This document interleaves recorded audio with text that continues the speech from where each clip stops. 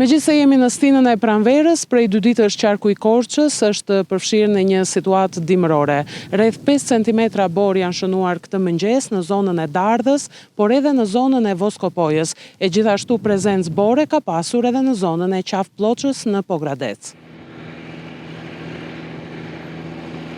Aktualisht janë kryer proceset e punës si pastrimi dhe kriposje në rrugën e Dardhës, rrugën e Voskopojës dhe në pjesën e tuneleve në aksin e ri Qukës-Qafploç. Në zonën e Dardhës, nga muri Musait e deri në Bigëll ka pasur edhe prezencë të mjekullës, çka ka bërë që mjetet të qarkullojnë me kujdes të shtuar, por i gjithë ky aks, ashtu si edhe akset e tjera ku ka rënë dëbora, janë të pastruara e të kriposura nga ana e firmave të kontraktuara për mirëmbajtjen dimërore.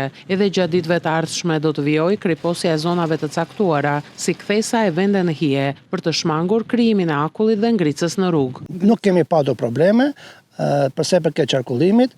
Gjithashtu, nisur dhe nga parashkimet e modit për ditën e vijim, vazhdon procesi i monitorimit dhe i kryerjes së proceseve për mirëmbajtjen dimërore që nuk kuptojnë kryerjen e kriposjeve në zonat caktuara. Rreshtje dëbore ka pasur edhe në aksin shtyll mashkullor në Vidhkuq, ku trashësia ka shkuar 15 deri në 20 cm.